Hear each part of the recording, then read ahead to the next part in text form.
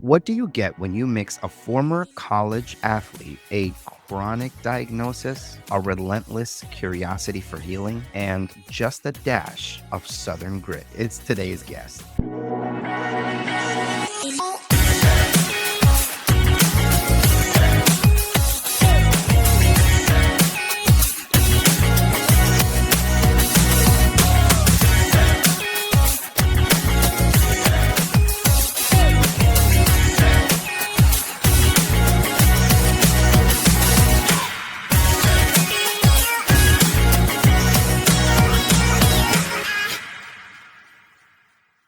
Welcome back to Beyond Adjustments, the podcast that doesn't just talk about cracking backs. We crack open real stories, real struggles, and the kind of breakthroughs that make you rethink everything you thought you knew about health, healing, and hustle. I'm your host, Amin Said, and today we're going one-on-one with a returning favorite.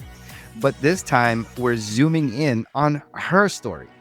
She's the co-host of the Heart Work podcast, the founder of Freedom Chiropractic in Knoxville, and one of the most powerful voices I've heard on what it really means to take your health and your life back into your hands.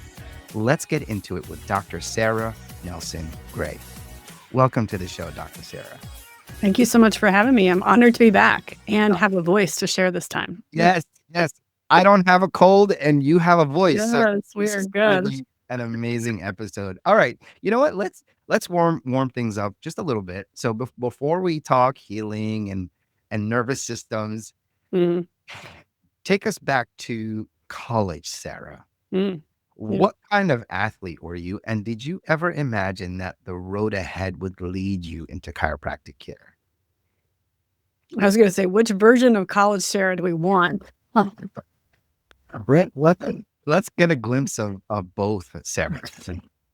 So I'm from Wisconsin originally, when saying like Southern grit. So moved from Wisconsin down to South Carolina. I got a basketball scholarship to go play at this D2 liberal arts school in South Carolina. So 18-year-old basically is up and being like, let me get me out of this small little town of 2,500 to go experience something new. So definitely experience some get out of the nest type of things for sure. And the opportunity to go play, to be a part of a team, to be able to really like spread my wings in that way was such a huge gift. And as we will explore a little bit, I definitely am a performance addict, and part of my upbringing, especially with some of my health journey, basically put me in a place where I need to be the best I possibly can be. And being an athlete, I think, allowed that to really shine and really put that at the forefront to where I got to express that performance. If I was really good, it then showed me how valuable I was. If I didn't show up great, then it also made me feel like a piece of crap, and like type of thing too. And so it really fed the engine for me when it came to performance, results, transaction, those types of things. And so, while at the same time, it also taught me a lot basketball. So I played, I don't even know if I said that. I played basketball, and a team sport like that really allows you to be able to dance in this place of leadership, work ethic, team camaraderie. There's a lot of really life skills that are given out of any sport, but also especially when you're part of a team sport, which is amazing. So it really taught me discipline, commitment, showing up to something. If you don't show up, your whole team is affected. And so it was definitely a huge learning thing, and I'm grateful I don't play basketball anymore.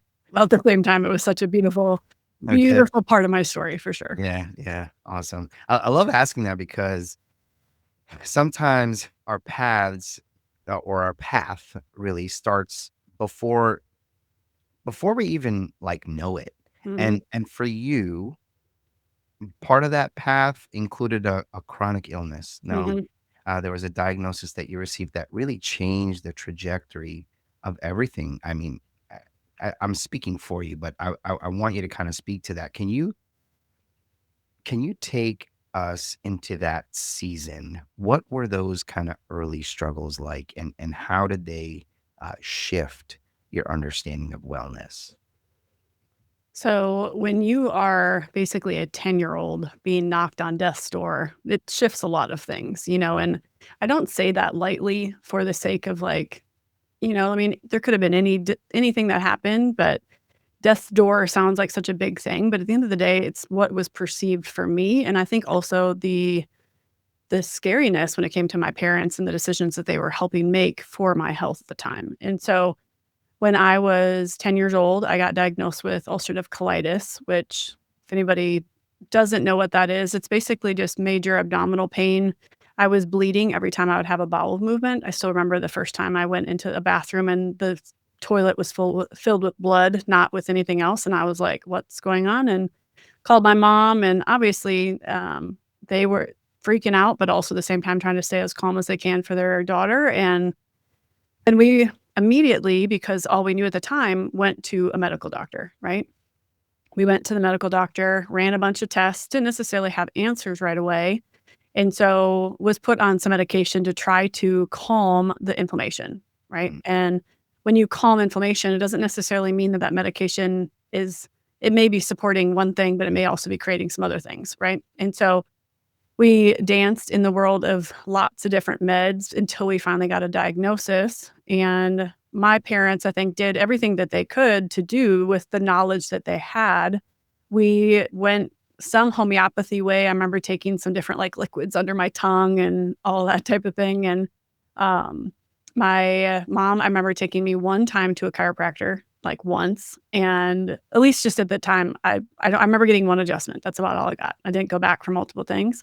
And then going through the rhythm of it when I was 10, by the time I was 11 years old, I was kind of going back and forth of like in symptoms and then what they would call remission for this type of disease, because it is an autoimmune disease that affects that large intestine. And I was still bleeding so bad and in a lot of pain. They eventually got to this point where the medications weren't working. The therapies, the things that we were trying weren't solving the symptom problem. And if you know anything in our society, the minute that an organ doesn't work, if it can, they just want to take it out. And so I ended up having my whole large intestine removed when I was 11 years old. Oh my And gosh. so, I mean, I was in and out of the hospital when I was in 5th grade for over 3 months. Like, my whole version of health was dramatically changed, especially when we're talking about not just wellness, but health. Like, my understanding of health meant, at least at that point, something was broken inside of me. Something was wrong, and I had to have something taken out because of it. And so, then that lent to a lot of, again, that performance rhythm. I never wanted myself to have to go through that, but I also never wanted my parents to have to go through what they went through, trying to navigate all this, not only just watching your daughter go through this, but just financially. There's just a huge Sure. burden when your Right. kid's going through a huge amount of huge surgery, right? And so, Right. Yeah. um, so they connected me basically with part of my small intestine, part of my rectum, sorry, and created a J pouch. And Mm. so for me, my bowel movements are not the same as what a normal adult is at this point. I thankfully don't have an ostomy bag or anything like that. I did have a temporary ostomy bag for about 6 months, and it literally transformed, at least at the time. Had to do a lot of work going back through some of those old wounds, because it truly did transform my idea about what health was. Of course. Um, and then because of just the system, we took the symptom out, right? So my symptoms changed to where I didn't have the bleeding, I didn't have the abdominal pain as a 11-year-old at this point. Lots of other things had to navigate at that point, having normal bowel movements, had to just all these types of things, then along with just the emotional capacity of it. So at that point, I then was like, okay, I'm not going to let the sickness prove anything in my life. I'm going to prove itself, basically. I'm going to show up and prove that this isn't going to hold me back. Um, Okay. and then, so that's really where I put a lot of my energy into basketball, into that journey. And I had just signed a letter of intent to go play. And that was in November of my senior year of high school. So up to that point, I never really had any other symptoms, quote unquote, healthy, like didn't have any other things going on. But this was a big stressful season of life. Had just signed the letter of intent and had a whole nother round of symptoms pop up. All of a sudden, I started getting canker sores in my mouth. I started getting literally boils, no joke. Like I had these huge boils pop up on my legs and like Oh my God. just had some weird, funky things pop up. Had some abdominal pain again and went and saw my gastroenterologist and had to follow up, and then was at that point diagnosed with Crohn's disease. So, and Crohn's disease is basically a further advancement of an autoimmune disease process that affects your whole GI system, but it can start in your tongue all the way down to your rectum. And so I was actually admitted into the hospital and stayed for like 3 weeks over Christmas, my senior year of high school.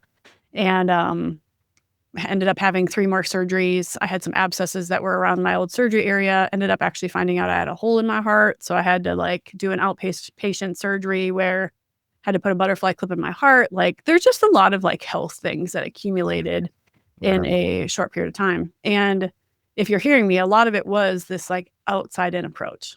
Everything was from the outside, or we're taking something out.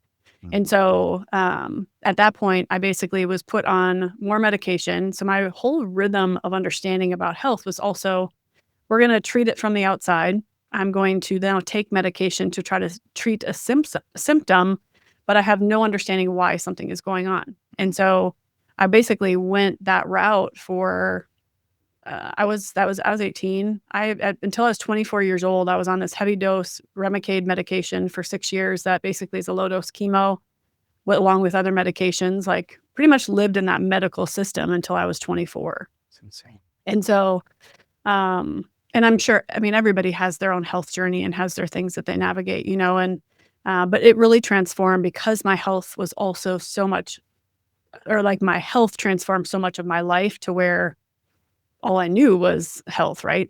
While also for me, if I was sick, it meant I had to go to the hospital. So love my doctors, love my nurses, hated the hospital. So I was like, I will never work in that type of environment. I knew that for just what I want to do for my future. And then I ended up, I was looking in between chiropractic and PT because playing sports, I had a couple same industry like professionals, PTs and chiropractors that I had seen for injury. And I loved all the chiropractors I had shadowed and had gotten adjustments by. I love them. I never really understood what chiropractic was. It was more just pain-based at that point. Give me one adjustment. I'm going to feel better. I'm going to be able to go play my sport. And the same thing with PT. So I went and shadowed a couple PTs. But all the people that just fortunately I got to shadow in that moment were very medical. And they were like almost in a hospital setting. So I was like, nope, get me out. I didn't want to be in that setting. So that's how I ended up pursuing chiropractic. And Crazy. My story, I feel like, evolved honestly even more so in the first month of chiropractic school is where it kind of started to change. So, which is amazing. I started to learn about what the nervous system is and how healing is meant to happen and where the potential of healing is designed to come from. I actually heard a speaker my first month I was in school, and he talked about this above, down, inside and out healing. And I remember thinking, well, all I know is this like outside, you know, like without putting words to it. I didn't even know what I was talking about at the time. Yeah. And he made a comment of how we heal. Nervous system obviously heals from brain, spinal cord down, out through those nerves to every single cell, tissue, organ in the body. And every single organ in your body has the potential to be able to heal if we give it a chance to do so. And I remember thinking, are you mother effing kidding me?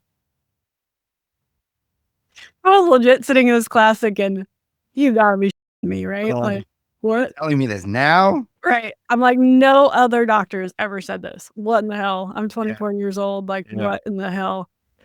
And I was pissed. I'm literally pissed because any type of autoimmune disease process, when you're under stress, like, again, I just started chiropractic school. So if you're under stress, it can stimulate some symptoms a little bit. So I was going through a whole nother kind of round of some symptoms reoccurring again. And I ended up chatting with this guy and talking to some other people. And he's like, I think you could really navigate a program. And so he recommended getting scans, getting x-rayed, seeing what my nervous system is doing. And I started a program, basically a really huge restorative program. So I get adjusted between 3 to 5 times a week for myself while I was my first trimester of school. And within 4 months, I was able to come off and work with all my gastroenterologists, my past docs that I was with, and come off all the medications I had been on since I was 10 years old. Amazing. Amazing. As you maybe can perceive, I'm also this type of personality where like I'm 150 miles an hour, like one lane, at least I used to be.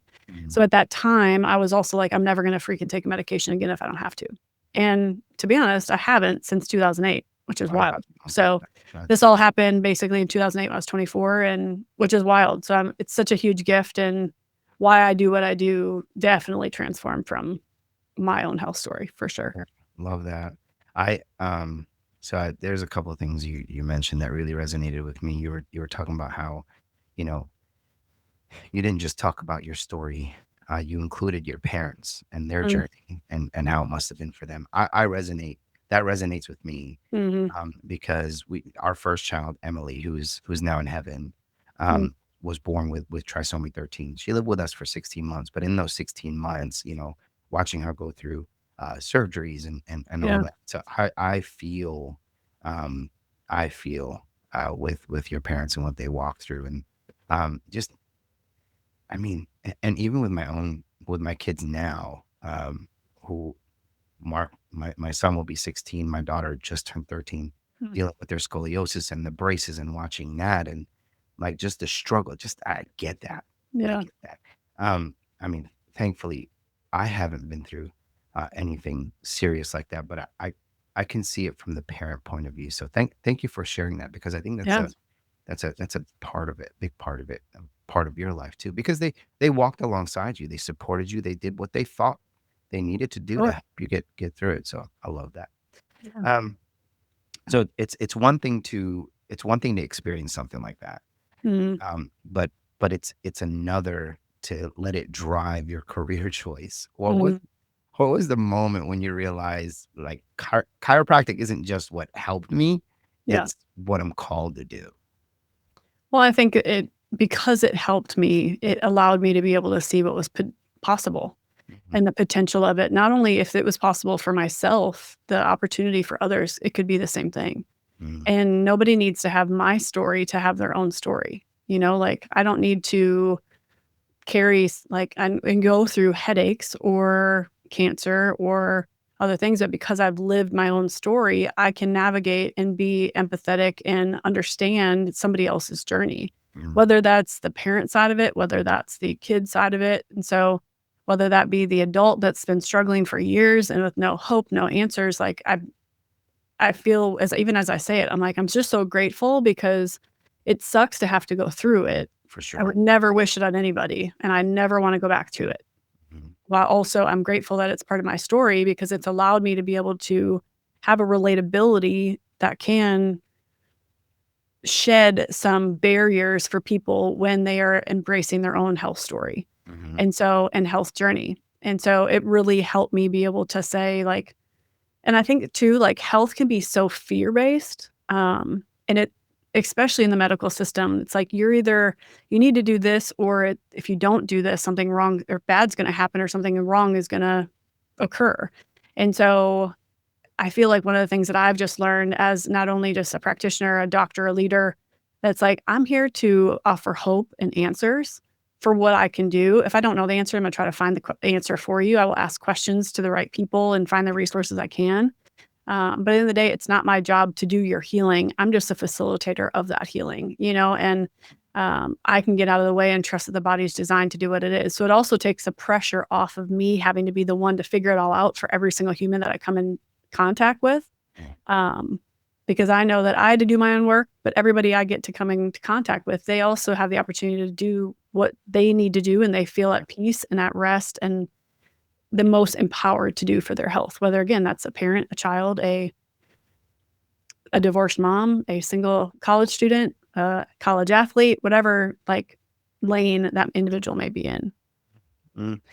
I'm big on using your pain for a purpose. That's Mhm. that's literally my life's motto, and I believe God allows us to walk through certain things, um, and He allows us to walk through certain things, and we have the opportunity to use that pain for a purpose. Yeah. Yeah, I mean, it's why I do what I do. I mean, chiropractic care has literally changed the trajectory of my kids' lives and their Mhm. adulthood, Yeah. and my own life, my own health journey, and even my weight loss, my everything. Like it's just insane what chiropractic has done for me, and now it's just literally, it's in everything I do. Yeah, I Um, love that. and I mean, it's funny. I mean, funny, interesting, insert whatever word you want in here, how pain can really push us into purpose. Cool. And and your story feels like one of those kind of beautiful full circle moments, at least when you kind of pull back a little bit, or thousand foot view, where your Mhm. personal healing became the fuel for helping others, and for helping others find theirs, right? Mhm. Their healing story. Right. I want to talk about Freedom Chiropractic. Starting a practice is no joke. Um, Not for the faint of heart. and a lot of DCs will jump into it because of their passion, right? They want Mhm. to help people, but it's starting a business, period, is no joke. Um, this chiropractic adds a whole nother level of complexity, because you're dealing with so many outside kind of, just voices and negative kind of connotations around. It's just it's a completely different animal, in my opinion, Mhm. at least from the chiropractors that I've spoken to. And Yeah. so like I said, it's no joke, right? Especially one rooted in something as personal as your story. So I get what drew you to chiropractic, right? But why not go be an associate somewhere? What inspired you to open Freedom Chiropractic specifically in Mhm. Knoxville? Well, so I agree with you 100%. I think chiropractors, we have this innate design inside of us to help people, while being a entrepreneur is a whole nother beast outside of just having a story and wanting to help people, because you need to know how to be a business owner. Right. How do you pay taxes? How do you put the right people in your place to be able to know what commercial insurance you need, and like lease holdings and like all these types of things when you're building out a practice? So it definitely is not for the faint of heart. And I think so many people can jump into it. And that's why I think we have a ton of burnt out chiropractors, unfortunately, that are just sad and don't want to like, or like angry at the profession almost because nobody Sure. teaches you how to be a business owner. Hmm. And so just to say that, I guess, before my story itself. So I ended up, so being in school, I knew from the get-go that I wanted to open a practice. There Okay. was always something that I was like, I feel like I just have something in me that I want to be able to share with the world, and I didn't know if I would ever wanted to really work for somebody. And I was also in a bunch of mastermind or coaching practice management groups that were very much telling me that if you're an associate, you're a workhorse and you're not gonna get paid well. Don't do it. Go open your own practice. And Mm. so when I was a part of school, I was part of these organizations that were telling me all this. I'm like, cool, well, I'm also like, again, athlete, performance addict. I'm going to be the first female to see 1,000 people a week and run it out from the get go, right from I get out of school. I'm like, that was my goal. Like, regardless of the health transformation, it's just, I want to see these numbers, right? So I'm gonna guess that didn't happen week one. it actually didn't happen. Still hasn't happened technically. So I mean, Um, yeah. So it's wild again, our ego, right? Our ego will lead Sure. us to these thoughts and our pride for what we want to see. And I ended up having the opportunity. So I went to Palmer up in Iowa. And because I had been around the South enough and the organization I was a couple at the time a part of, one of my mentors was here in Knoxville. And his name is Pete Sulak. Actually, if you guys have been online at all, you probably maybe have seen some of his stuff. He actually just got diagnosed with a crazy brain tumor that has had a miraculous healing that has just happened, Wow. which is amazing. So he's doing really well. His family is doing great. But I had the privilege of being under his mentorship for my internship. I actually went to India with him when I was in school and did a big mission like crusade adjusting over Beautiful. there as well. So that was kind of fun. And then not kind of fun. It was freaking amazing. So, I'm sure. um, and I had all the desire and the designs to go open a practice in Chattanooga, Tennessee, Okay. and had prior to me actually making the move to do this, I had a spot to go. I couldn't get any financing, but I had all these doors open to where it's like I could use the space at this one church that I was talking to. I had a patient of mine that was just actually taken care of. But she's like, hey, you could just come and stay with us for a while until you get your feet under you. Like, here, Wow. let's go, all that type of stuff. And then all of a sudden, all the freaking doors just started closing. It was wild. So I ended up Now, outside of starting school, wanting to be the person that opened a practice right away, I ended up associating for 4.5 years. And so I stayed with Dr. Pete, worked there. At the time, I actually also helped build a church here in town that I was a part of for 10 years. And so I felt like at the point, so two things were happening for me. I felt like I had another mission for the kingdom of God, while also at the same time, I felt like I had to literally lay down my ego because I had a lot of shame for not just opening a practice from the get-go. Sure. And actually, a lot of my friends, colleagues at the time, because I was so shameful, I like literally closed doors to them. I didn't even want to communicate to them because I felt so like, crap, well, I'm a piece of I had a lot of things I had to navigate through, which I think was, again, very purposeful before I did open Freedom. And so I got the chance to work for him for 4.5 years, learned a lot of things of what I did want to do and a lot of things I did not want to do. And I eventually got to this point where I felt like I was hitting up against a ceiling. And I've had many of these moments in my life where it's like my level of impact or enrichment is kind of bumping up against something. And those are always moments to me. I feel like God is nudging me to get curious about what is possible or what's next. And I also had a friend of mine in my life. They're like, well, everybody else has started one. Why haven't you started practice? I'm like, all right, touche. So it's kind of started me going down the journey again of like, what would this look like? And so I actually got connected back to some people that I knew that could support me in it, because I also am that type of person where I have been coached my whole life being in athletics. I know the importance of a coach, and I know that I don't want to be on an island by myself. I want people to help me navigate that movement. And so I reached out to some people and actually joined in with an organization to basically help me kickstart my practice.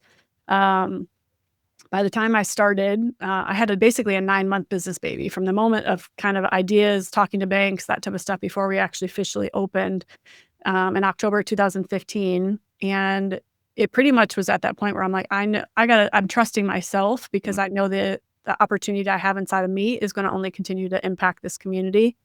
And it was truly the best decision I could have ever made. It literally has been one of the coolest examples of what it teaches you as a human being, along with the impact that you can have in a community, and the families, the communities, the stories of literal. I mean, we have miracles every day, as I'm sure that of other chiropractors you talk to all the time. It's like, it's really the best freaking job on the planet. And also, I mean, it's part of the reason why I get up every day, because I get to allow people to, again, have a glimpse of me. I think the coolest thing I've also learned is that outside of the adjustment, I walk into a room and somebody's life is going to be changed, just because my life is going to be changed. And the amount of impact and the amount of enrichment that I've taken the work to be able to nurture and to really develop in myself, that only is going to ripple out. And that's the same for any human being, right? Like, energetically, people can feel those things. And so it really has been a beautiful gift. And I'm so grateful for the journey. We're literally 10 years in October.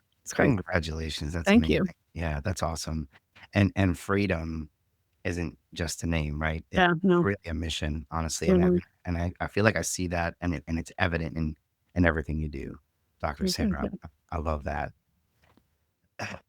I want to see if we can, like, how your personal healing journey shaped the way you lead your team and care for your patients, because I feel like there's got to be an influence there. Yeah, we could talk for like 5 hours on this. I don't have 5 hours.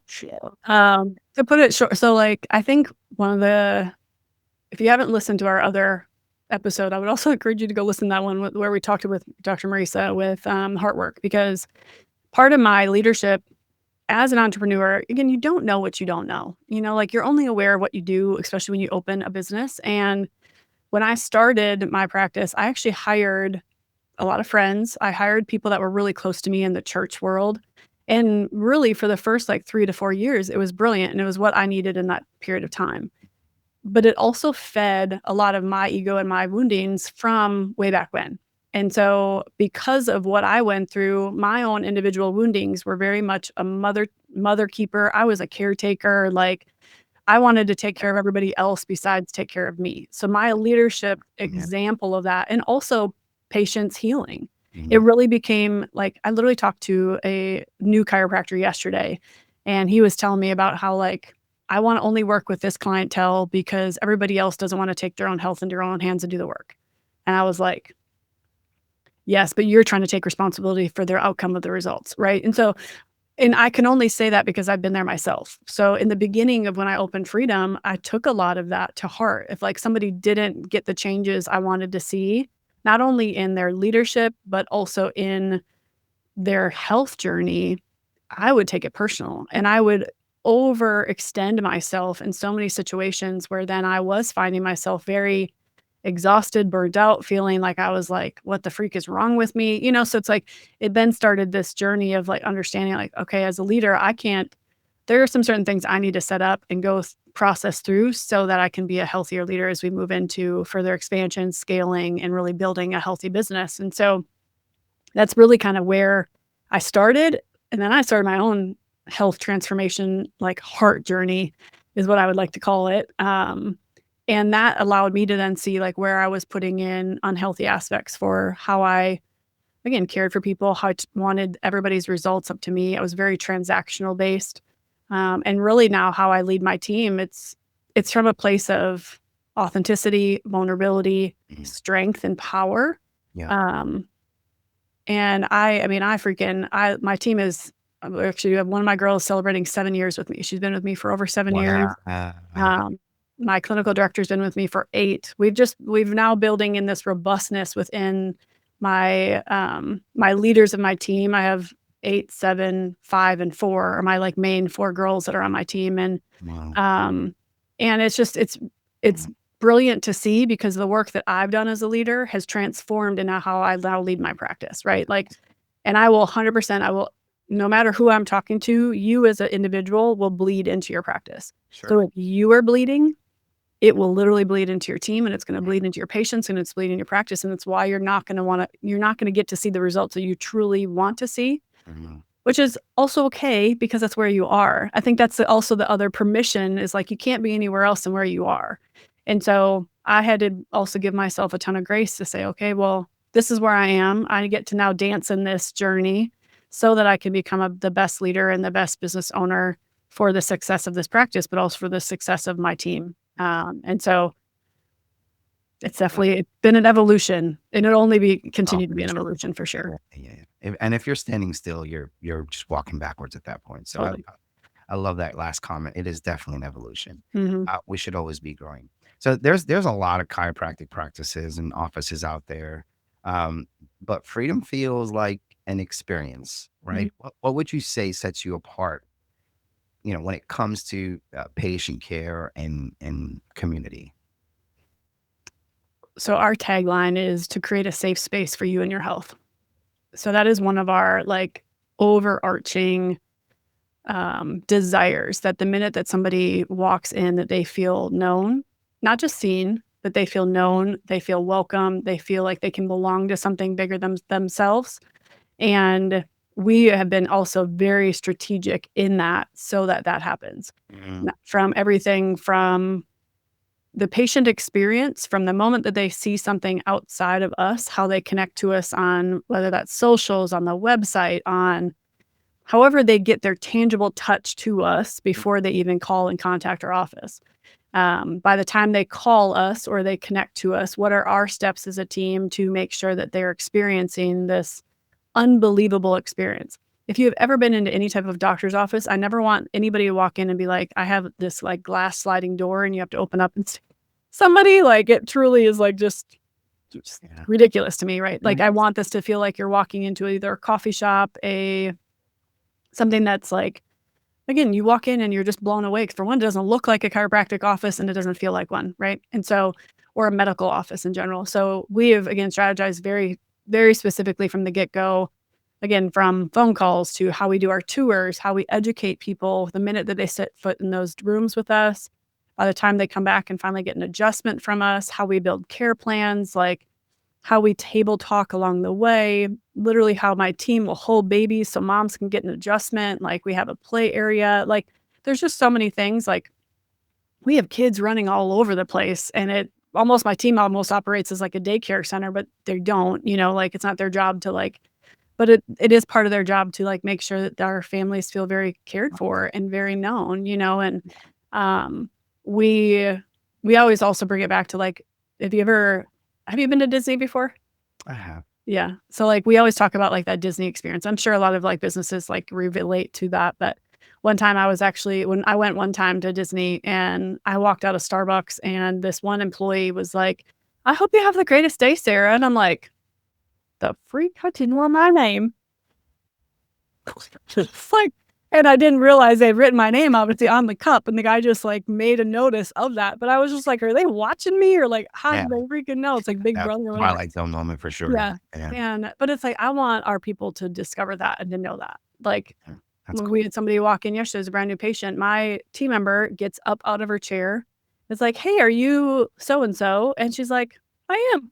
Like it's like how it's just a Yeah. small little thing, but Yeah. it's like how do you versus just sitting back in your chair, hey, how can I help you today? It's like it's this posture of expectancy, it's this Yeah. posture of anticipation, this posture of understanding that freaking miracles are showing up every single moment and people are walking our doors. We never know what they're bringing with them, but how can we help them potentially transform not only their physical, but emotional, spiritual, whole embodiment of who they are. Yeah. Because outside of our office, I may see somebody for 2 to 3 minutes, but now they're going to go spend 23 hours and 57 minutes outside of our office, right? Mhm. So, Yeah. wow, I actually did that math really good. I'm actually not good with math in my head.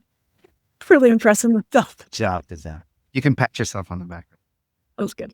Yeah. So yeah. That's good. And so although rare, right? I'm seeing it more and more lately. And I've seen your Instagram, and y'all are doing it right. Thank you. It doesn't feel like it doesn't feel sterile or clinical. It feels like a family, like from Mhm. kind of what I've seen. So, and I love that.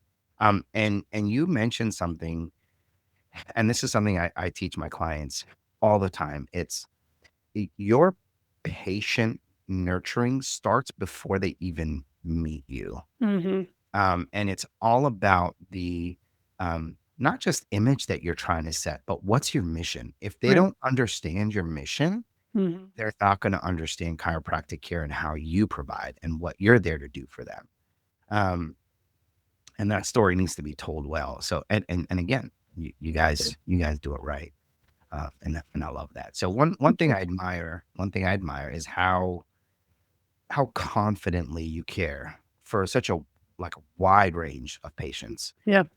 Pregnant women, toddlers, adults, and I'm assuming who walk in and say, "I've tried everything." Right? What's your approach to customizing care across kind of these stages of life? It can't be the same for everybody.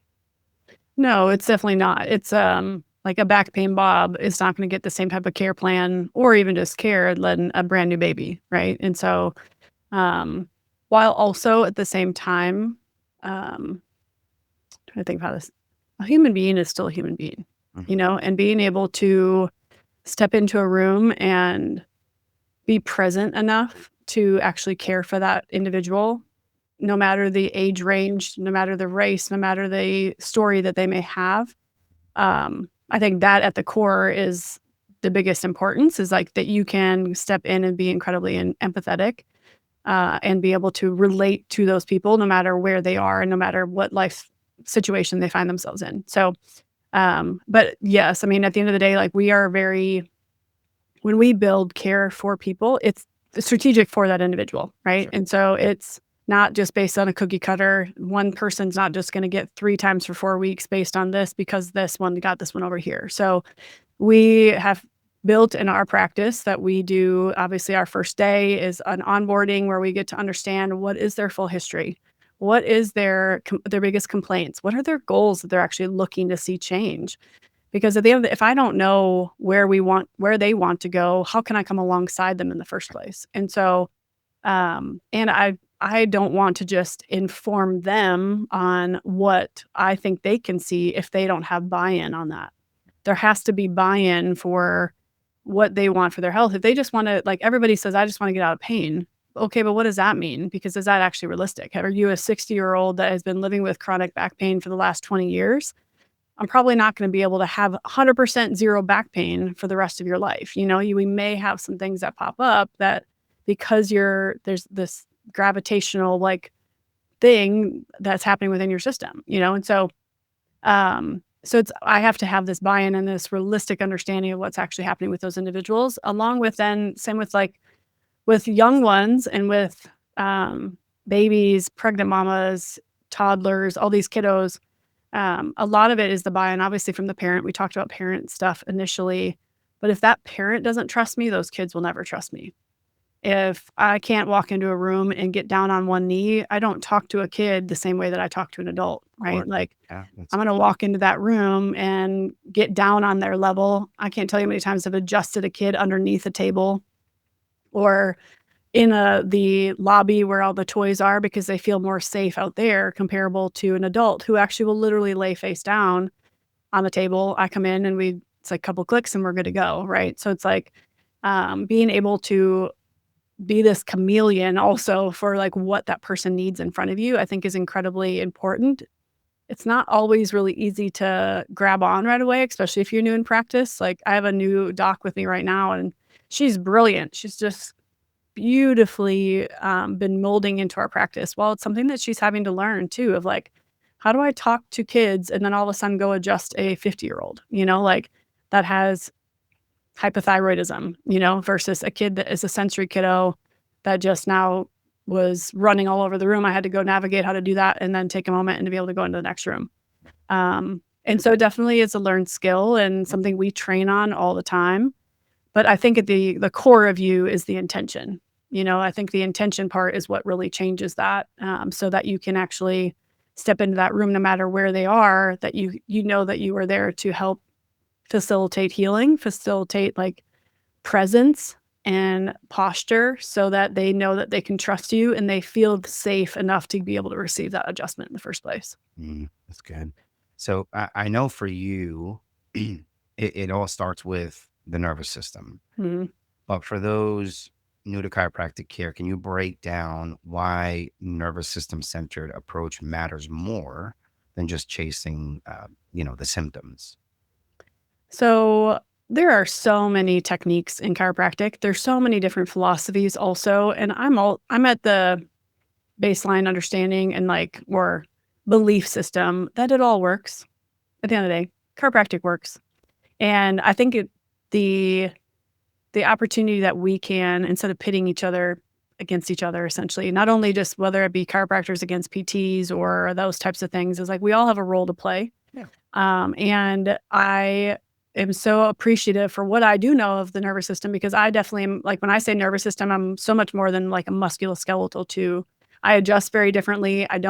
We're not doing manual physical adjusting, but I also know some freaking brilliant manual adjusters that are very nervous system focused at the same time.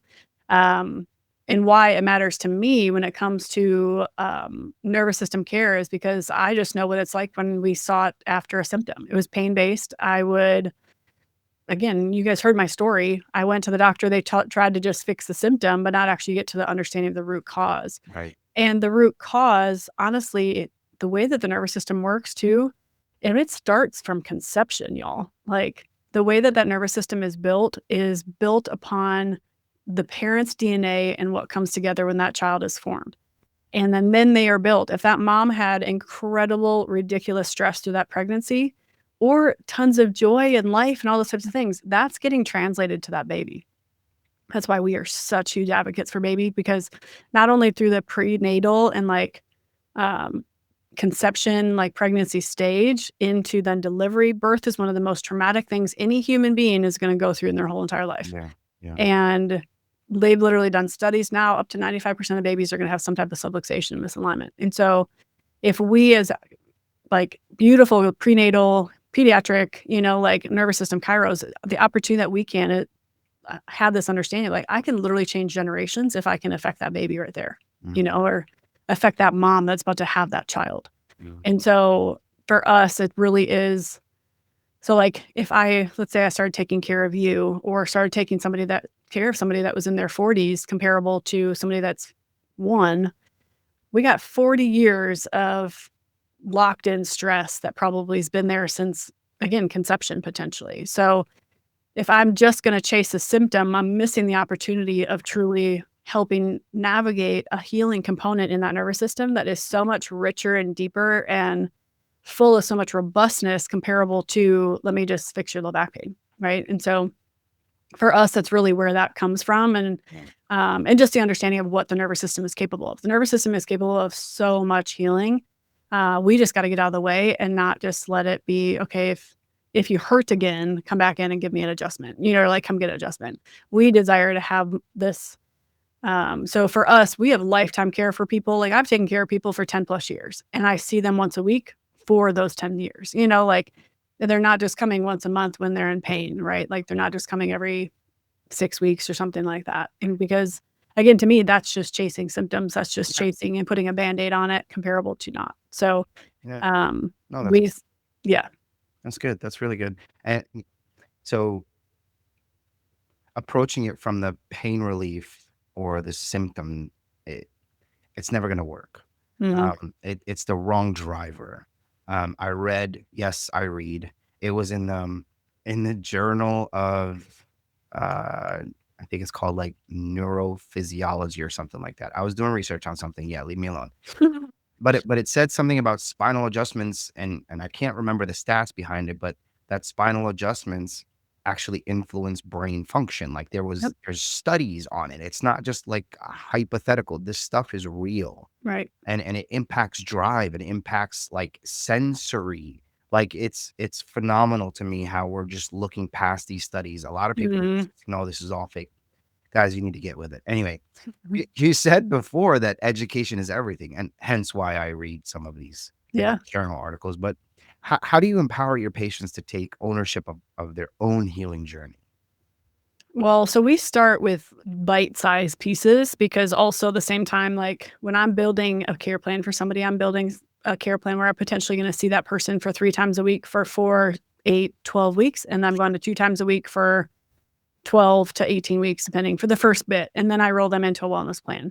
So the beautiful part for me is my expectation is I'm not trying to convince them to shift their whole health paradigm in one visit because it's impossible, right? Like even for me, my health story shifted over the course of 24 years, like it didn't just come in where something was inputted. All those things had to happen for that I was primed to be able to start to hear what somebody was inviting me into. And so we do it very gently. We offer invitation to be able to see like, okay, this is what is possible. And if you want to experience this, what are you willing to be able to do outside of here? And so we are, we start again early when we're even doing like a health history. Like I said, we're asking for that buy-in, like what are your goals so that we can come in alignment with that. The first month, I'll be honest, we don't give a lot of extra things for people because I also just want the nervous system to start to chill out. Like I want them to be able to know what it's like to actually sit down, have calm, maybe sleep good, maybe have a good bowel movement if they haven't had a bowel movement, like it's like, what is it actually like to let that system come out of a fight or flight and actually get into that parasympathetic rest and digest stage? And then we invite them to start to look at, hey, well, how do you sit at your desk? Do you sit all day long? Are you moving? Are you actually adding good nutrition into your system? Are you taking care? Are you talking to a counselor if you got a life that's just like all over the place? Do you need a physical therapist? So in our practice, we specifically don't do any other modalities besides just adjust, but we have also a huge network of resources around our area that we send to and we refer to. Not only we are very, about 60% of our practice is prenatal and pediatrics. And so a big part of our practice, our referral sources are midwives, they're doulas, they're OTs, they're PTs, they're speech therapists. Like they're people that we can support our parents that are really navigating a lot of these things with these kiddos. Along with then for adults at the same time, that typically is going to be your PTs, your counselors, your therapists, those types of things, your gyms, your physical like personal trainers, those types of things. So then we invite them into that. And then at the end of the day, like again, people know this to be true, especially if you're in this world as a chiropractor, like their healing is up to them, right? Like I can give them all these things, but then it's their choice to be able to make the step with it. And at the end of the day, 100% the adjustment works and they are going to get change, even if they just show up and just come in and get an adjustment. Right. And that's all they do. And they never change anything else. And I think that's been the coolest thing I've watched is like, I have a lot of patients that just do that. They won't do anything else. They will literally, I can't tell you how many people have come in my office and tell me they don't drink any water. I'm like, how are you alive? I don't know. Right. What do you drink? Like, I don't know. So, yeah, I know, right? Put some water on that body. And obviously we're going to coach them in it. We're going to be like, okay, this is not right. This isn't okay. How are you surviving? But it's also their choice. They get to then choose what they do with it outside of there. I can only invite them into an understanding of what that's like. We also, I know a lot of people do this, but we host a lot of workshops and a lot of community things where we provide resources in that sense. So we're getting ready to do a breath work and stretch class coming up in 2 weeks. We just did a perfect storm workshop. So we're talking about all sensory things for parents. We're doing a preconception class coming up. Like we have a PT coming in and doing a motor milestones class. Like we do all of these things also to just be able to provide opportunities for our parents parents and adults to be able to jump into if they're looking for something other than just, again, chiropractic, because it all adds up. Yeah. No. Outside of their office, or outside of our office, if you'd also just go eat McDonald's Big Mac all the time, you're only going to be able to see so much change, inevitably. 1,000%. Yeah. Actually, I have Dr. Josh Collingsworth. He's actually been on the show twice already. He was in a panel, and he also did his own last year. He's coming on the show again. And I think our recording is next week, but he also focuses on prenatal and the kiddos and the babies, and I love that. And his practice is also very successful.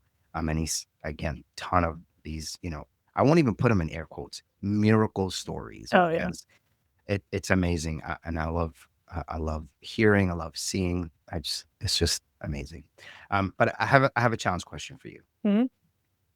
If you could install one belief in every new patient's brain before they walk into your practice, what would it be?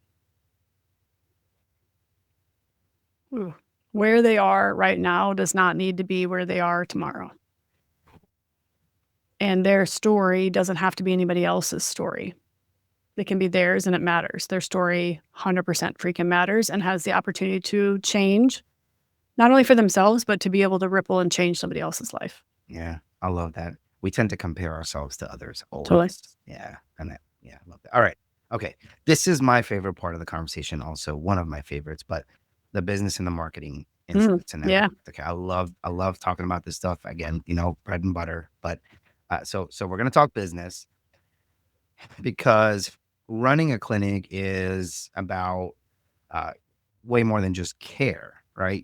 We touched on it a little bit early on. It's not for the faint of heart, and kind of, strategies are involved, mentality, approach, all of it. What strategies helped you grow Freedom Chiropractic into the brand it is today? So when I first started Freedom, I really honestly, I'll be honest, I didn't even know if I really had a brand. Like, it's like you're kind of just like throwing things up on, I mean, I did, but I also didn't know who our niche was. I didn't know what our ideal client was. Like, I just wanted to see everybody and anybody, and so we were very strategic from the get-go to build systems to be able to see a high volume amount of people. For me, I wanted to see as many people as possible because it meant that I was getting to be able to enrich our community as much as I possibly can. And so for us, really, it was a lot of grassroots marketing from the get-go. So if anybody is opening a practice, I was doing every vendor fair screening, basically health spinal screenings I possibly could get to. I was doing health talks. I was networking with every single freaking human in an event that I could get to. I was a part of the Chamber of Commerce. I was part of BNI. I would literally go knock on doors, introduce myself, and tell them I was coming, and I would love to be able to know more about who they are. It was just as much about building my brand and who I was, but also at the same time getting to know my community. Because if you don't also know your community, how can you be a part of your community? And so so when we first started, I opened my doors our first 2 weeks with 150 people on our books, and we were rocking and rolling. Just as a business strategy, I hit my overhead within the first week and have never looked back, and so, and literally have been, while we just expanded, so we've had to navigate some profitability. Thankfully, we're incredibly profitable from the get-go. And But that type of marketing is what really built our practice, and that allowed us to then keep those rhythms and that opportunity to be able to be in our community. And then I think one of the things just for like online presence, website, it's like I wanted a place for people, again, if you're out in the community, they're experiencing that same type of thing online, to where we're creating this fun, this family, this community, this safe space, this welcoming, that is this bridge to where when they're noticing you online, they're now starting to see like, oh, this could be a taste. Um, and there's all those buckets, right? You got organic, you got paid stuff, you got opportunities on marketing. That's just your like nurture sequence, like emails, you got your live events, you got your in-person internal events. Like there's just so many things when it comes to like building a successful practice. Like when we build out our marketing calendar every year and we work at a quarterly basis at the same time, but we're building in internal events. We're working on what external events are we at? What type of social media messages do we want to be out? What's our themes for the month? Like all those things come into play when it comes to really building a robust practice, but more so brand when you're asking that question. Um, and then one of the things that as I got further into practice, we were noticing that just because I am a woman, that a lot of females felt very comfortable coming to our office, and especially pregnancy and kiddos.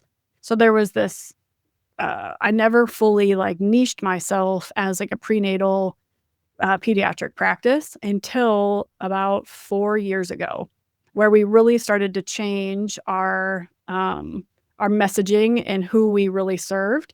I will 100%. I see all the dads. I see lots of men. I see lots of geriatric at the same time. But our messaging definitely is now going to prenatal and pediatric. I pretty much was like, I will see everybody and come on, type of a thing, because I didn't know. And then we did a practice where it's like, who is our ideal client? What type of niche do we really want to hone in on? Because we're really good at it. And we've done the necessary training for that clientele at the same time, and are willing to continue to only do more training here. Yeah. And so that allowed us to be able to really put more emphasis and more value for that clientele. And now we're one of the main pediatric and prenatal practices in our area that if anybody is looking for one, we're one of the top ones that are ever listed out. Love it. So I think that's the coolest part too, is like, even just as you're navigating what it is and who you want to see, you get to figure out like, what is it that you're passionate about? Who is the patient that you would like? If you could see that miracle, like if I literally had this nonverbal 2-year-old going on 3, like super, like basically was starting to get diagnosis of autistic, like all that type of stuff. And with one adjustment, he had literally less than 10 words that he was speaking. With one adjustment, he had 5 new words. We were taking care of him for over almost a year. And now he's up, like, still's got lots of things going on, but now he's up to almost full sentences, or has over 150 words. Like, it's wild, right? So it's like, if I could, that's what geeks me out. Like, I love the mamas that are having those babies that are told that they could never have a home birth or never have a natural vaginal birth. And then all of a sudden they do it and they're rock stars and they feel like they're superhuman, and they bring that baby in. It's like, but I still know that this is stressing my baby out. Like, let's check this baby. Like, that like lights me up and lights my team up. Those are the stories that we want to be a part of, because for us, it's like, if we could start there again, we're changing the generational aspect of what stress could look like for them as they grow up. And so, yeah, that's good. Yeah, that's good. I like, so there's a couple of ways that I saw that were successful for practices. One was come one, come all early on, and then see where you as a chiropractor fit naturally. And then from there, create your ICP profile, or your ideal customer profile, and then target your marketing to that. But that's one way that I've seen work successfully, where you just come one, come all, see what you want, then create your ICP and then market to that. I've also seen it work successfully, and it actually, the percentage of the growth of the practice was very similar, where you create your ICP from day one. We are prenatal, whatever, or we just, whatever it is, if you're a general chiropractic practice, if that's your ICP from day one, just whatever you commit to, whatever your plan, just commit. Whatever the plan is, just commit. You said, okay, we're going to do general and then create our ICP later. Fine, but do that. Mm-hmm. When you start to set out a plan and then start flip-flopping because Yeah. it's not working after week 1, month 1, month 2, that's what's going to hurt your practice. Commit to the plan, give yourself a time frame, and say, okay, this is what I'm going to be doing. And this is et cetera and so on. And then create my ICP, or I'm going to create my ICP from day one. Whatever it is, just commit. That would be my recommendation and my advice to those that are just starting out. It takes time too, like you're saying, like that you have to give yourself time. Any type of marketing effort that you do, it typically is going to take at least a quarter, maybe 2 to even see the fruit of that. So it's not something like you said, if you flip back and forth, you're the problem on the side of like feeling insecure about it, because at the end of the day, then you're only looking for that one thing to be the solution for the change, right? Like you said, 100% commitment to that is a beautiful opportunity. Yeah, for sure. And another thing is be real. Mm-hmm. Your marketing, Dr. Sarah, feels very real. It doesn't come across like a sales pitch. And because they will see right through that facade if you're trying to be something that you're not, Right. and it's going to come through. People can see fake. So be real. I apply that to my own business. Hey, this is who I am. If religion comes up in my conversations with, I love Jesus. Like this is who I am. If you don't want to work with me, that's okay. Right. But be real. Like, be real. That's like the best advice I ever got from anybody. Just be who you are. You're not going to make friends with everyone. You're not going to be able to help everyone. And just commit and be real. Anyway, I'll jump off of that. No, that's good. Yeah. It's true. How do you manage balance between kind of the business side and your heart for patient care? Because I know it's pulling on you from both sides. Like, how do you manage that? Well, in the beginning, I didn't well.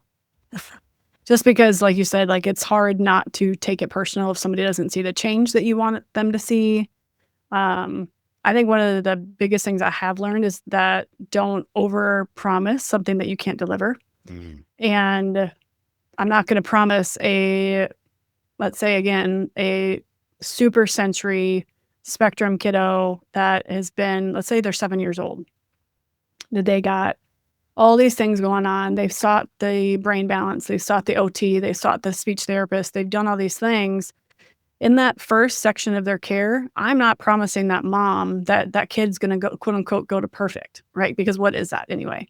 And my understanding for how these kids and how these adults progress is that we want realistic opportunity to be able to see small changes along the way and celebrate those small changes, because that's what's going to start to shift their understanding for what health can look like.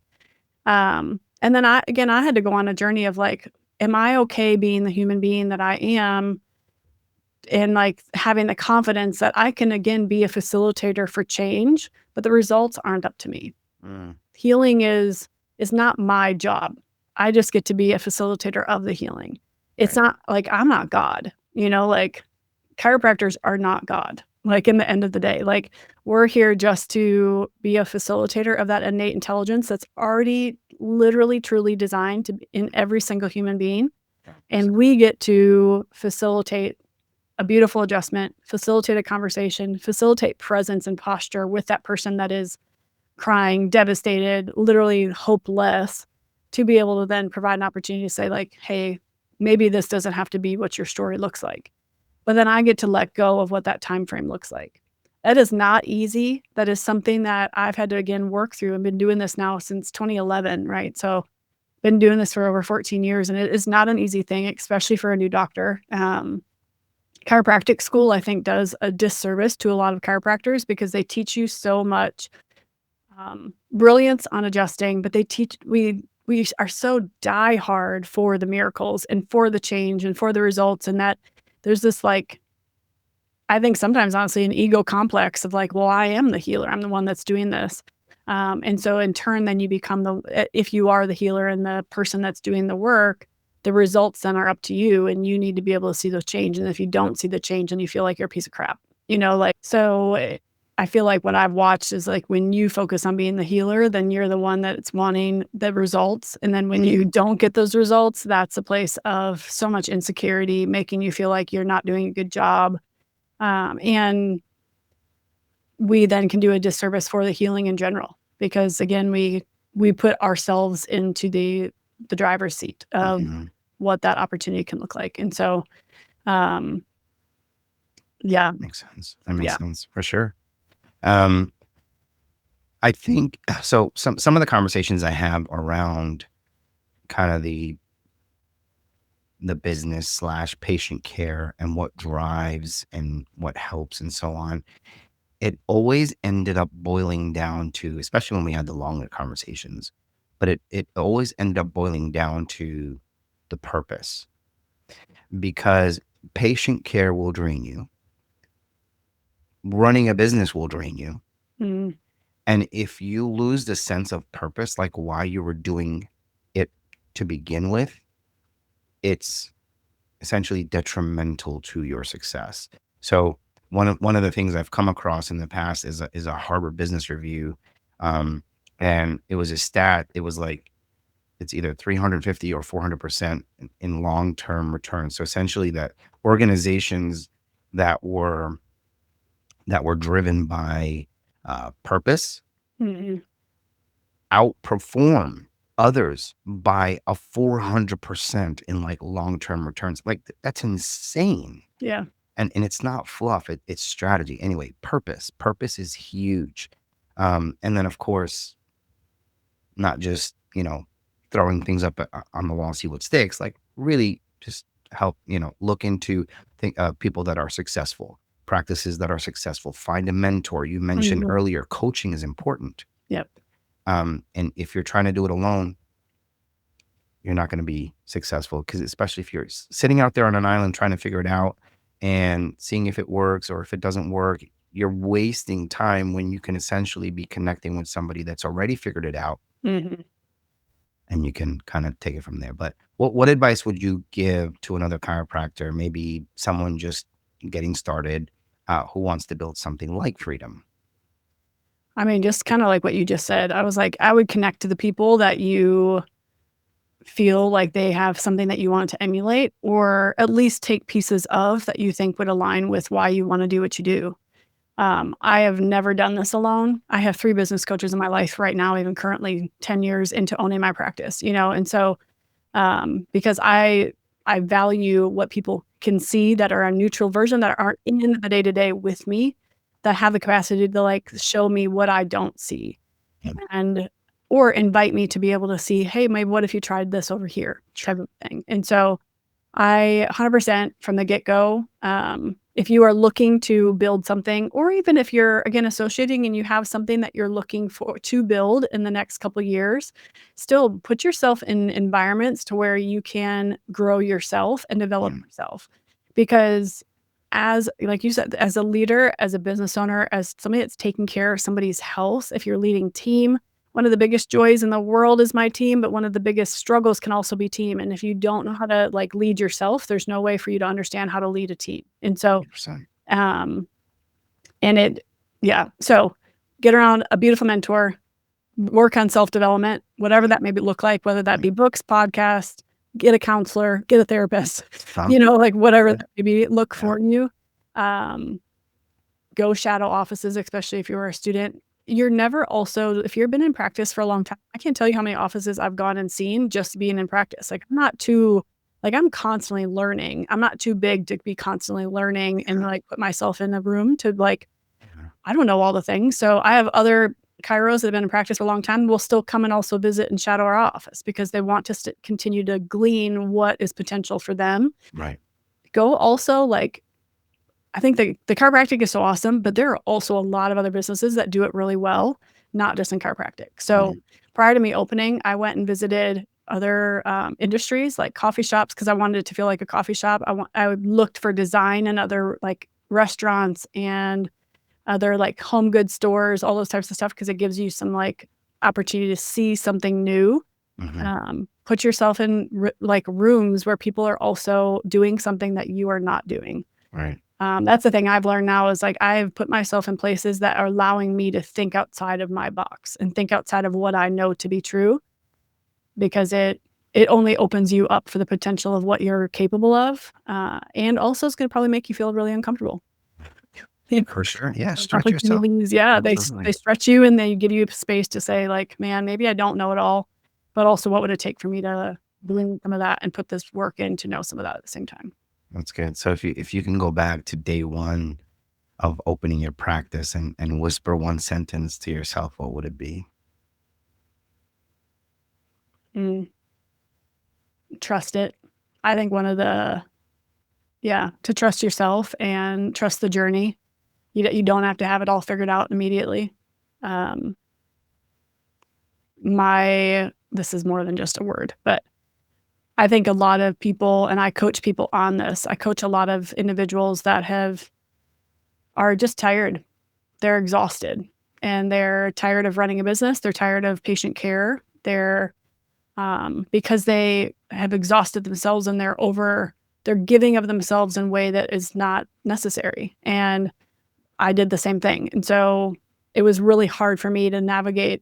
Like I wanted to do all the things and I wanted to be successful and I had all these things. Yeah. I wanted it immediately. So why I say trust it is like trust the journey, release the time frame and the timeline, and also enjoy it. We freaking get to do something that's just ridiculously amazing. We get to see miracles every single day. Yeah. Come in contact with the most brilliant people just by doing what I do. And I mean, I have enjoyed it, but I would only continue to whisper to trust and enjoy and know that I have every single thing inside of me to show up and to be able to serve the people that are right in front of me. That's good. That's good advice. That's good advice. I want to talk a little about the kind of vision for the future. Yeah. So looking ahead, where do you see the chiropractic profession heading in, say, the next 5 to 10 years? I mean, I feel like the people I'm around, there's only just continuing to be more and more people that are sold out for just this beauty of health and healing. I think people are hungry for it, not only just like you said that within our profession, but our society and our human race are looking for. I mean, you can look online all day long about nervous system like regulation. Right now, it's like the buzzword, right? It's Yeah. like we're looking at cold plunges and saunas and detoxes Sure. and Yeah. all these types of things. People are hungry for nervous system and chiropractic care. Sometimes they just don't know that that's an option. It's like, I'm going to do all those other things first to regulate my nervous Yeah. system besides chiropractic. And so I think we are incredibly ripe for only seeing such ridiculous, amazing, like healthcare changes in our profession. I also think that just knowing what schools are doing right now, I think there's a potential for it to be very muddied at the same time. Yeah. Uh, Yeah. to where it can get very muddied with more of a medical, more of a PT route versus be very like chiropractic, innate nervous system focused. And so I think there's a bridge. There always is, right? And so for me, I choose to stay in the lane that I'm really good at, what I know to be sharing, and to be really just clear on, because I don't want to be somebody that's also muddied. Like I would be very clear for myself. Like I know I'm really beautiful at this and what the vision is for my life and for my practice. And I want to only add to that versus try to make it more complicated for people. What about freedom? Like any big dreams or evolutions on the horizon? Yeah, I mean, we're in a hub of Knoxville, but there's definitely some surrounding areas around us that we've wanted to add a satellite practice to for the past couple of years. I almost bought a building last year to put us into a space about 30 minutes from us. Just was not the right financial move at the time with rates and stuff like that. And so I would first see us having a couple more locations. I don't know how much I will actually be in that. I have now, as the beautiful part about when you scale a business, you become more of the CEO and you have to learn what it's like to actually be a CEO versus like the lead doc almost. And so I've been working my way to where I'm actually more leading the business versus it just be me, the only one that's doing patient care. And so I've set up in my leadership team, I have a clinical director. She would oversee all that, which is amazing. So we have vision for that. I do not have a vision for Freedom to have like 10 locations or anything like that. That's never been something that unless all of a sudden it just started opening up and we get brilliant at it. But that's never been my intention. I see us more or less going from now almost a hub to where we host retreats, we host places, because there's not a lot of, there are, but there's still a need when it comes to leadership development. How do you build robust teams besides the initial 90-day once they come in? Like, how do you keep your team excited for the mission? They show up and do a brilliant job, that they feel like they're a part of something that's bigger than themselves. And they want to stay with you for a good long while, And so, and how do you build something outside of just like, again, a first couple of years of practice, like how can you scale your practice, those types of things. So, I coach on the side. I'm getting ready to actually do a 8-week group coaching starting next week, and for leaders that are basically in that place where they may not maybe have built a really beautiful business, have done some things, have seen some success, but they still feel like something's missing. Yeah. And That's good. That's where I kind of feel like I'm getting nudged to lean into, because it's what's transformed things for me. So it's really given me a glimpse of what I can be potentially offer this world at the same time. Just love that. And is that how you maybe are seeing your, I guess, the trajectory of your career, like with the growing kind of focus on holistic care, like you said, nervous system, health, that's like the buzzwords now, and prevention, like it's everywhere, right. Preventative care. I don't think people really know what preventative care is, but anyway, how do you see your role as a chiropractor evolving? Well, I think just that. I mean, chiropractic has launched me into the place of understanding who I am as a human, and also how I can continue to enrich other people. I will 100% show up. Like I said, like I know to the core of me, I can walk in a room and that person's life is going to be changed, not because of the adjustment, but just because of who I am. And I don't say that with ego, and I hope that doesn't come across that way, because I just know that like with inside of me, what's transformed from me literally it's just life. And I've experienced so much healing, not only just physically, but just emotionally, spiritually, and within my heart. And so I definitely see myself still providing patient care and being in that, because I love it so much. And I love the day-to-day, those miracles that happen. And then I also have this other side of me that I also love to be able to sit down with a other leader, entrepreneur, business individual that's like, I want these things for my life, but I'm not seeing them because I'm freaking stuck and I'm exhausted and I'm just like so burnt out. Yeah. And that also geeks me out, because that's, to me, getting to the root of they need to be under chiropractic care, right? They need to be getting adjusted at the same time. But it's like getting to the root of who they are as a human being ties into that place for me of like this wholeness. If we are not whole as a human, not only within our nervous system, but if we're not whole as a human, we're never going to be able to reach and extend the amount of enrichment and impact that we're capable of. So, so it's just been cool. It's been neat to see how like I have this one entity, Freedom, in the chiropractic, and I also start to see these offshoots that are starting to come. Love that. That I'm excited to see what God does with, Yeah. We're gonna let it be organic and see where it goes. Yeah, that's awesome. So do you think chiropractic can eventually become part of mainstream wellness and not like, just something people discover after they've tried everything else? Oh, I think so, 100%. I know I have a couple colleagues that have launched these beautiful programs that are basically instilling it into corporations, where corporations are paying for their employees to have chiropractic care. And so I definitely think that there is opportunity for that. I also know that our medical system is run by money and run by pharmaceuticals and all that type of stuff. So we definitely are always primed to be able to have a front row seat. It just also in our industry, because it's not ran by insurance, money, pharmaceuticals, we are definitely more of the route where insurance, money, and pharmaceuticals don't pay for that, right? So like sometimes insurance covers some chiropractic care, but not all of it, and so we're all cash. We are like everybody that comes in here, we don't take insurance anymore. And so it's definitely more still a luxury than it is a first line of defense almost for people, unfortunately. I would love for it to get to that point where it would be, if companies or places like that would provide it for employees, within school systems for Yeah. kids, like it'd be basically like, I mean, we have so many kids. I'm sure we have where they have resources at school for speech, for OT, for all these things. These what are they called? IEPs? What are they called? Yes. Yeah, IEPs. Yeah. Yep. And what if chiropractic was a part of that? That would be amazing. So I mean, how would that change the school system for those kids? So It would change the community as a whole. Like totally. the entire culture of every country would change because we would be so much more healthier. Right. But yeah. So I have a challenge question for you. If you had a 60-second ad during the Super Bowl to spread one message about chiropractic care, what would you say? Oh, that's good.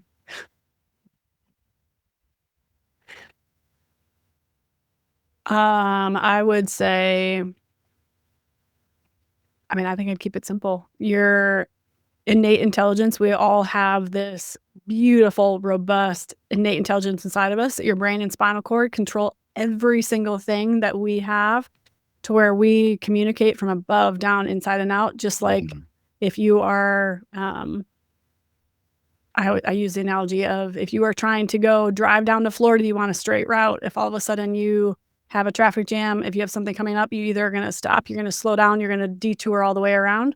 That makes for that journey to be a lot harder. And so we are here to be able to clear that nervous system, clear that route, so that your body can function, it can heal, that your body can be in full operating position so that it can thrive, it can do the things it needs to do.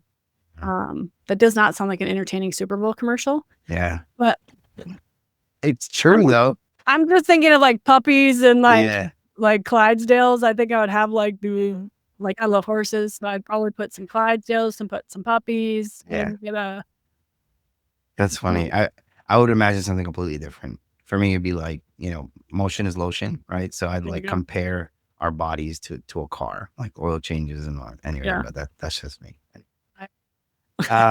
Anyway, so unfortunately our time here is kind of coming to a close here. But for listeners struggling with chronic health issues as you did, maybe they feel stuck, don't really know where to go. Mhm. What message would you want to leave them with? For one, I would leave them with, where they are doesn't have to be where they are tomorrow or where they feel like they are. I feel like Right. we can be so identifying in our pain or in our sickness or in our illness, and that identifying factor does not need to be who we are. It may be something that we're struggling with, but that does not make you somebody that's less than. It doesn't make you somebody that is not worth it, somebody that is not made for more, and that you have everything freaking inside of you to be able to heal. We just got to find a facilitator to help that. And so I would really encourage you that if you are looking for a nervous system focused chiropractor, there's a lot of resources out there. If you're in Knoxville, come see us at Freedom Chiropractic. Otherwise, you can always reach out to us. I will try to find somebody in your area. There are a lot of resources out there. I recommend for a lot of kids stuff, there's pxdocs.com is actually a really good resource hub where you can go search for other chiropractors in that area. I send a lot of people to nervoussystemchiropractic.com. I think that's what it is. To where they can go find a chiropractor in the area. There's a lot of like hubs where you kind of look. Nice. One of the other things I also, like if I'm sending somebody to go find a chiropractor in their area, I always say, go find somebody that will take care of your grandma, but also take care of your baby and a pregnant mom.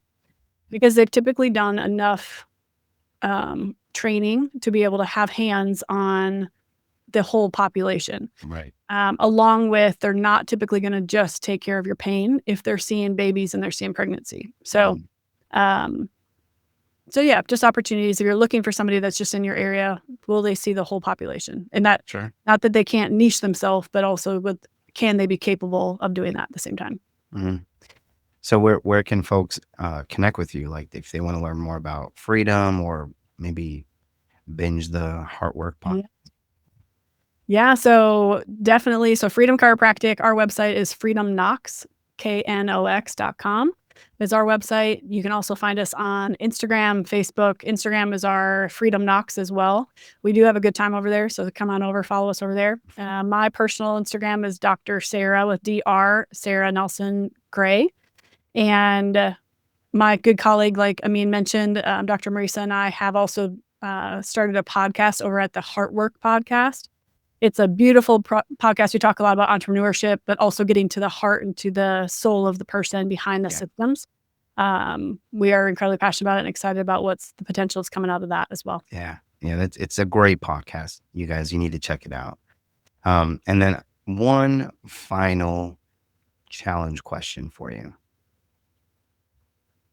If you could leave every listener with just one shift, it could be mental, physical adjustment of some sort, to improve their health today, what would it be?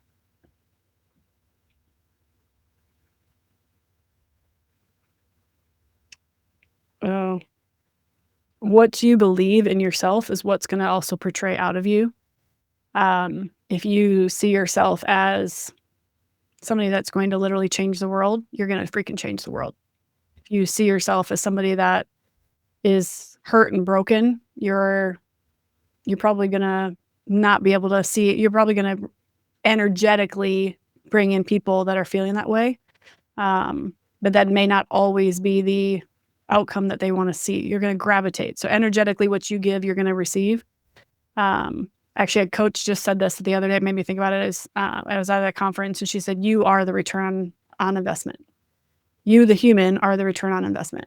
So if you take care of yourself and if you put yourself in this lane of like, I need to like make sure I'm healthy, make sure my mind is healthy, make sure my body is healthy, it's going to truly lend itself to continued impact in your community. Love that. Love that. Dr. Sarah, I have had a blast with you. You too. Yeah. Thank you so much again for joining me today. Thank you for the honor for being here and asking all the brilliant questions. You're beautiful at this.